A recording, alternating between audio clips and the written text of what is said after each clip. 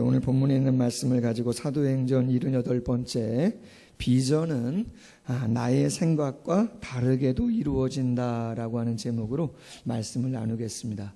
두 가지 제목으로 나누겠는데요. 첫 번째, 사람의 마음을 얻고자 하면 실패한 인생을 살게 된다. 이러한 제목이에요. 사람의 마음을 얻으려고 하면 실패할 확률이, 실패한 인생을 살게 된다라고 하는 거예요.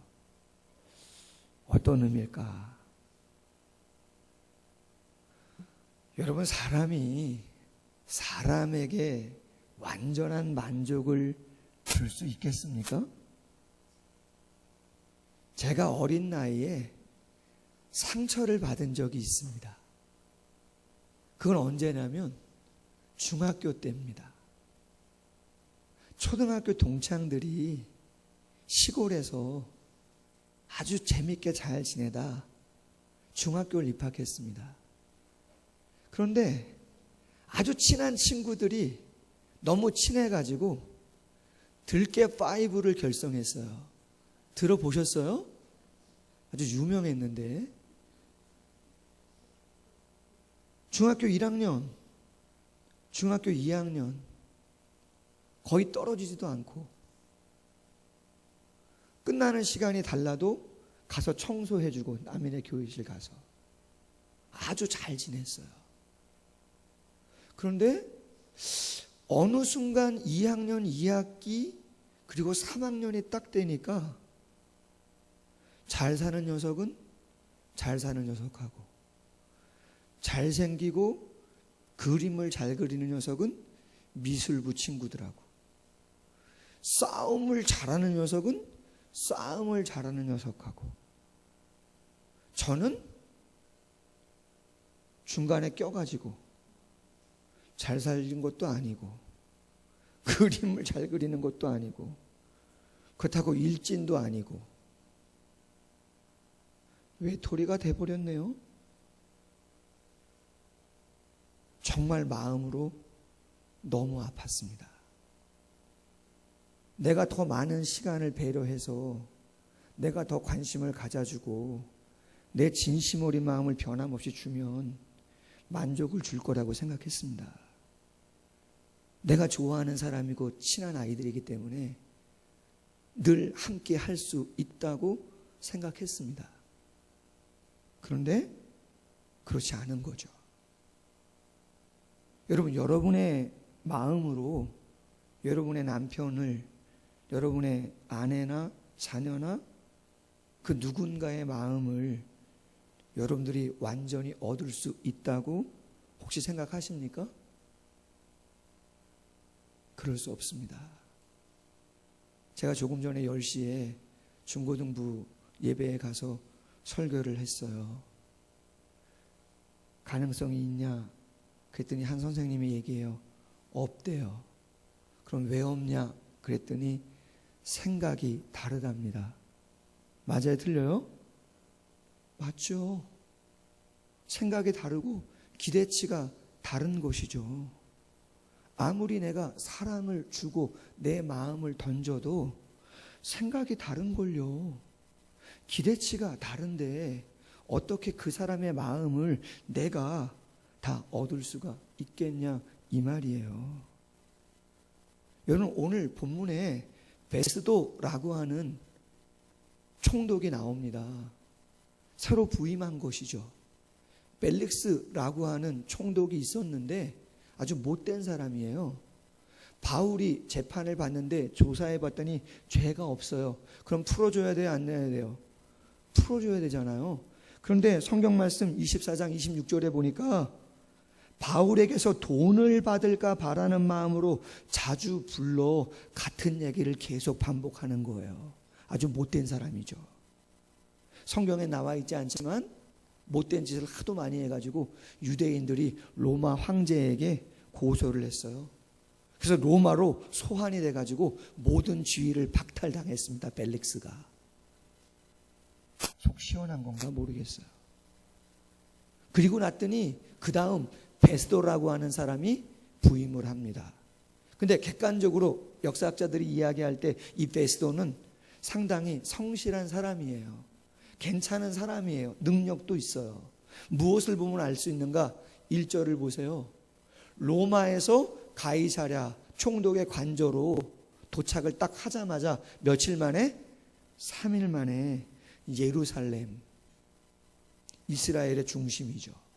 거기에 높은 사람이 다 있잖아요. 그곳을 순시 나갑니다. 여러분, 지금이야 비행기 타면 금방이지만 로마에서 가이사랴까지 엄청난 피곤함이죠. 그런데 도착하자마자 길을 떠나서 할 일들을 감당하죠. 도착했더니 거기에 높은 대제사장과 지위에 있는 사람들이 간청을 하는 거예요. 베스도요, 지금 가이사랴에 바울이라는 사람 잡혀 있지 않습니까? 그 사람 예루살렘으로 오게 해가지고 재판을 좀 받게 해달라고 이야기를 하는 거예요. 왜요? 성경 보니까 아직도 2년이 지났음에도 불구하고 먹지도 마시지도 않고 바울을 죽이려고 하는 결사대가 조직되어 있는 거예요. 가이사랴에서 예루살렘으로 바울이 송환될 때 그 중간에 매복했다가 바울을 죽이려고 꿍꿍이를 갖고 있는 거죠. 베스도가 괜찮은 사람이에요. 바울이 로마 시민권자라는데 제대로 재판받기 위해서 지금 가이사랴에 와 있는데 굳이 속국에 예루살렘의 재판장에 세울 필요가 있는가? 나도 조금 있으면 가서 그 사람 만날 건데 진짜 가서 재판받기 원하면 같이 가자.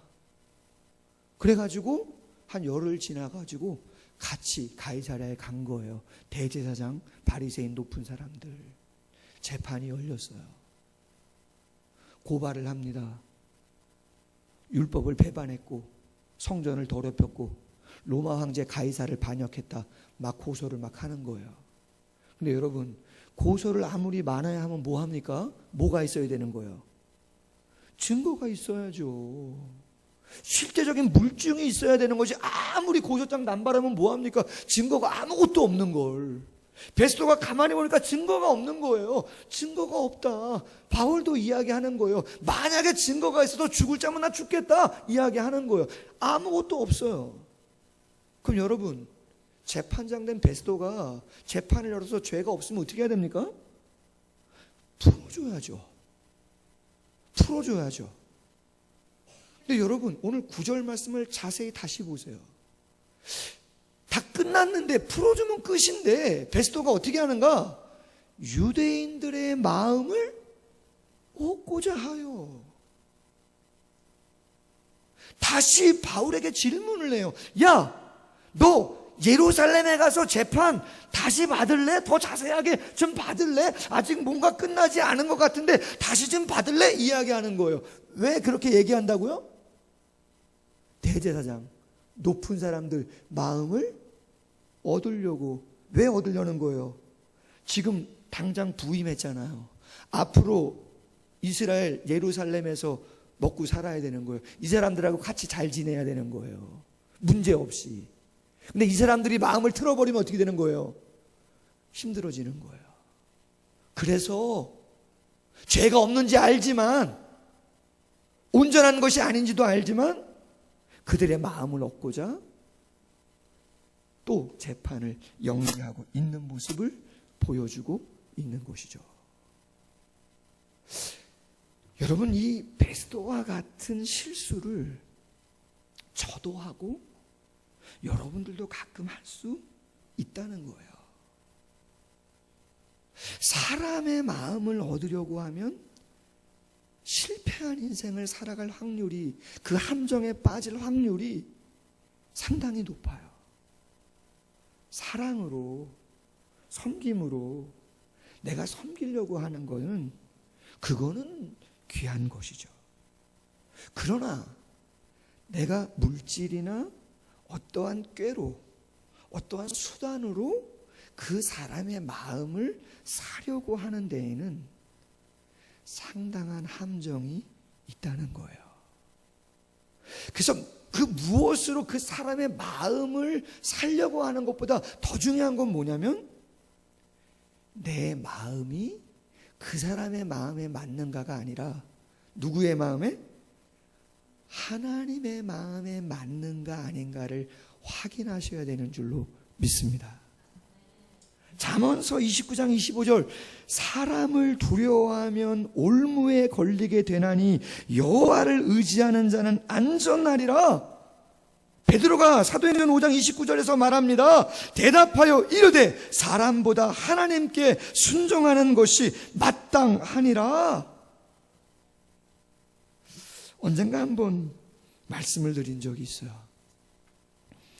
제 고향이 용인이고 수원인데 첫 번째로 객지 생활, 저 부산에 가서 사역을 해야 되는 그러한 때가 있었습니다. 아주 오래전입니다.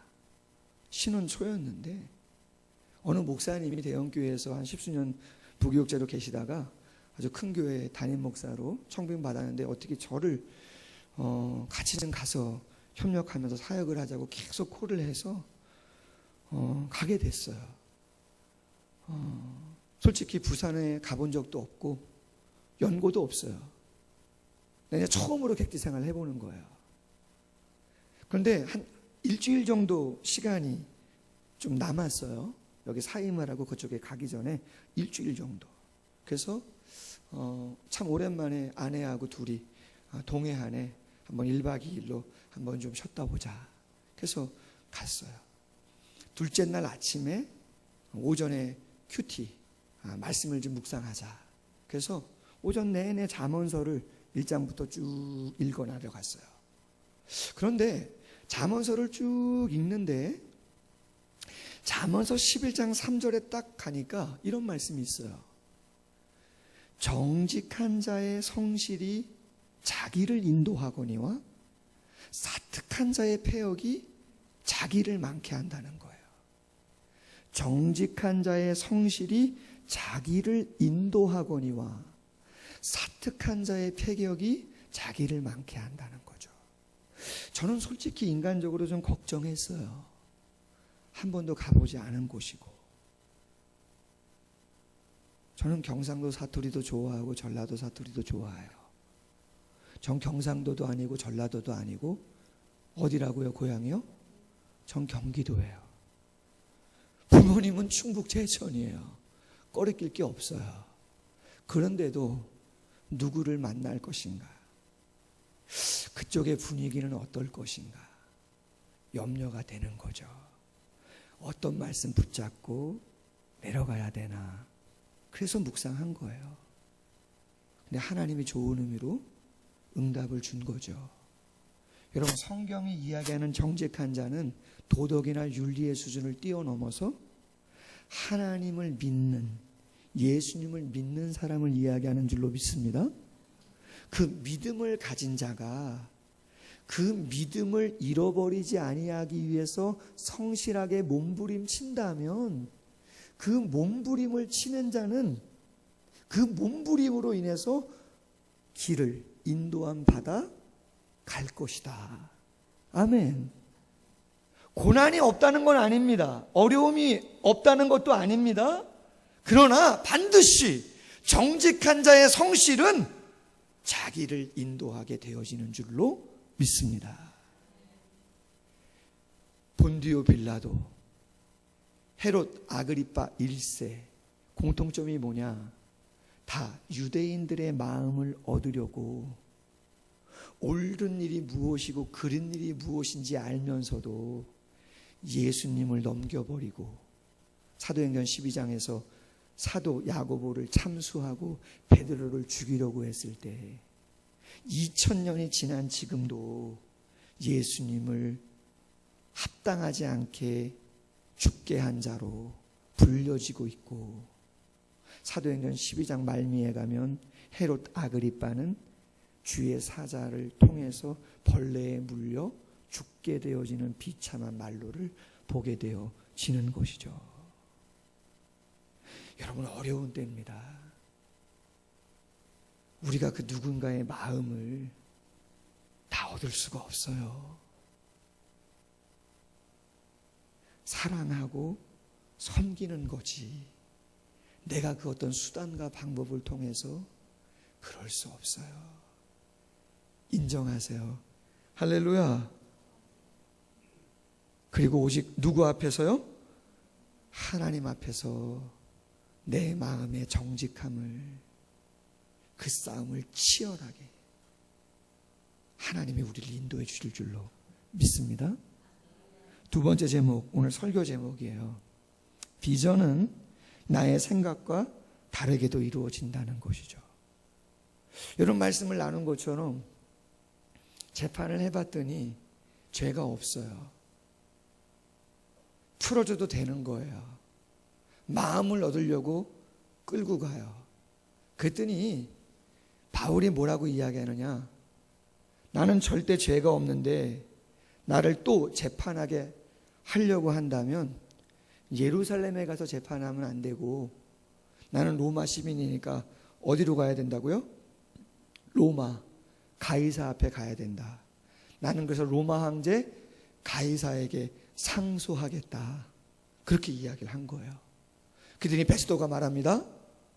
네가 재판 여기서 끝난다 그러면 풀어줄 수 있었는데, 네가 끝까지 로마에 가서 상소해가지고 가이사에게 재판을 받는다 그러니까 너는 이제부터 죄인의 모습을 계속하고 로마까지 가야 될 것이다. 그렇게 이야기하는 거예요.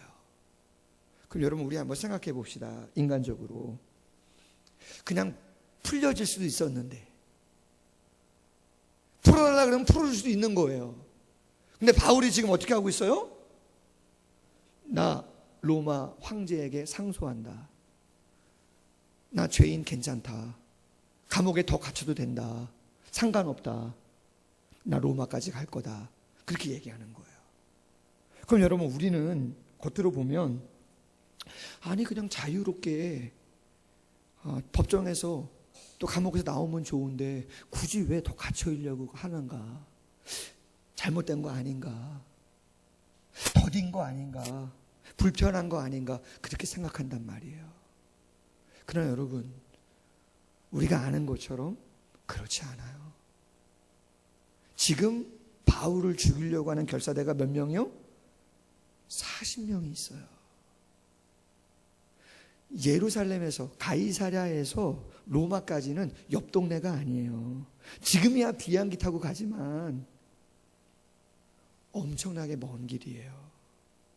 어떻게 안전하게 갑니까? 어떻게 빨리 갑니까?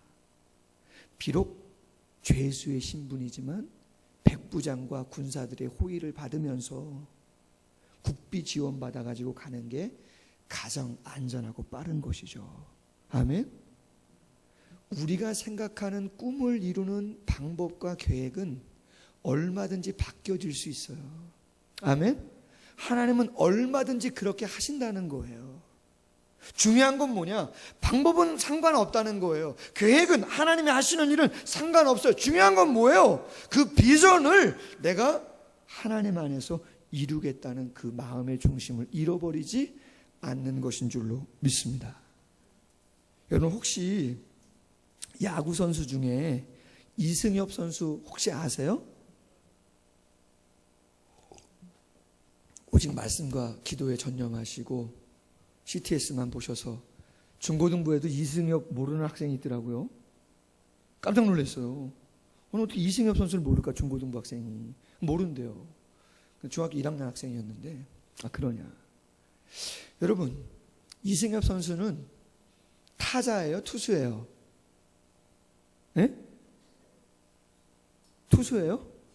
이제 나옵니다, 슬슬. 모르시는 분이 나오는군요. 이승엽 선수는 홈런 타자죠. 일반적으로 다 아시는 거는 홈런 타자. 아시아 최고 신기록 56개. 56개. 여러분, 일본의 유명한 야구팀은 요미우리 자이언츠입니다. 명문 구단이에요. 아무리 잘해도 외국 선수는 4번 타자 기용을 거의 안 해요. 이승엽이 얼마나 잘하면 요미우리 자이언츠의 4번 타자로 이름을 날린 사람이에요.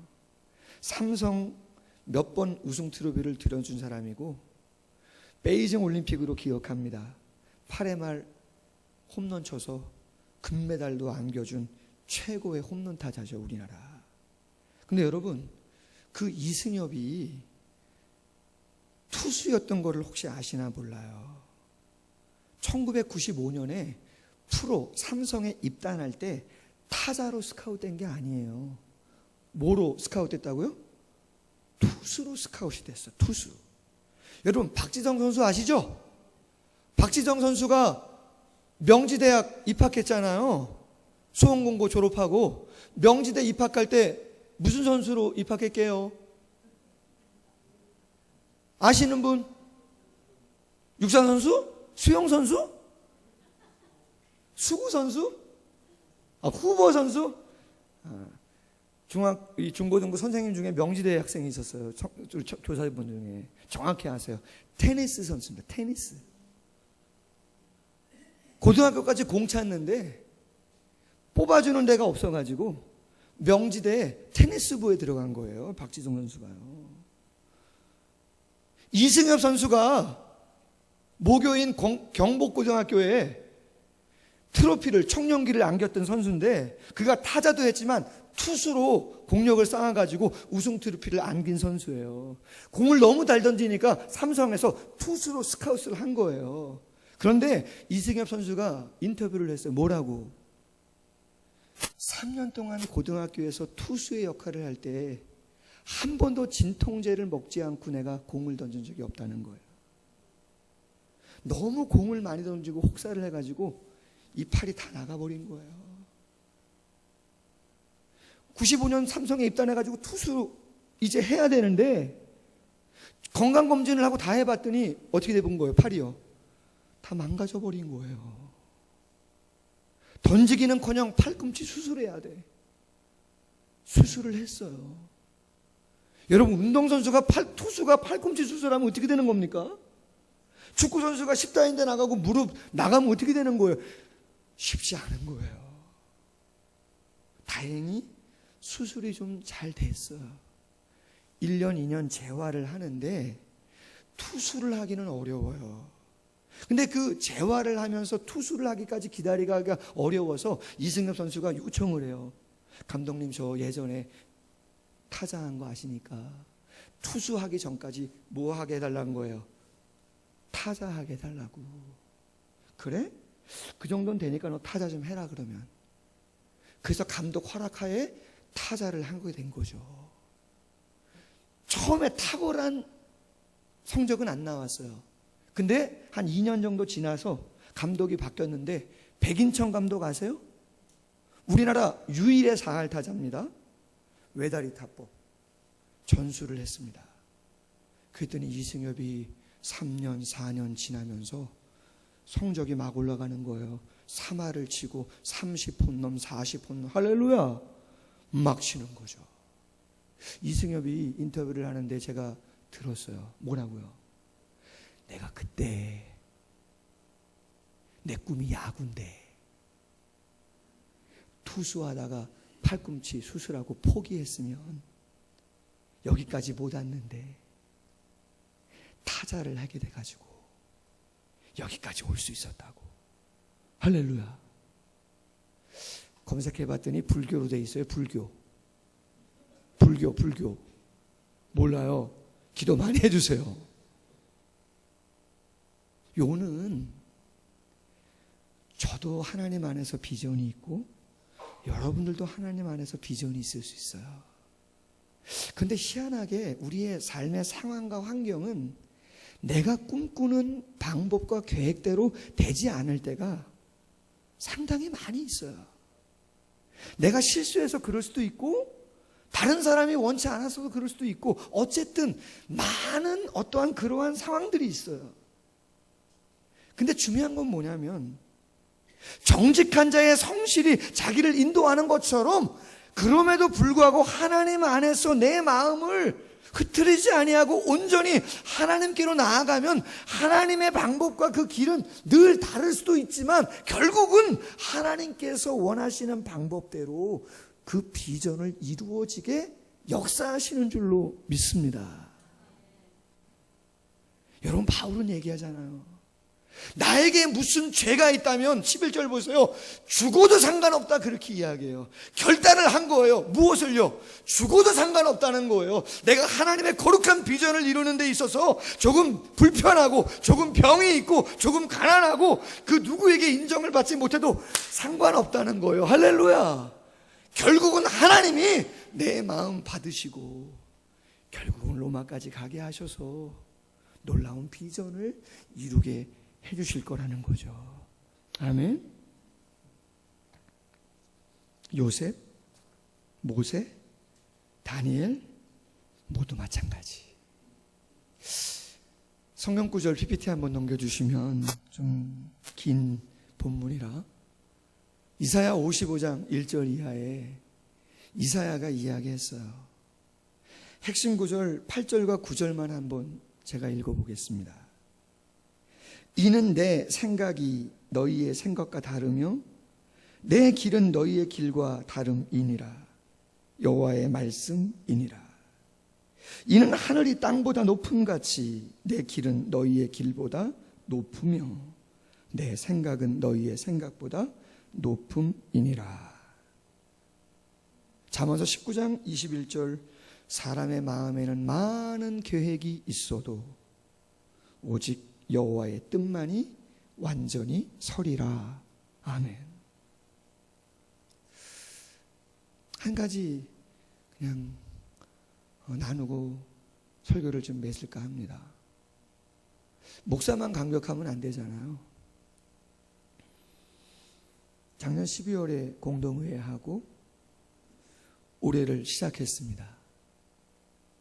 살림살이가 있죠. 계속해서 재정이 늘어가는 거는 뭐 다 아시잖아요.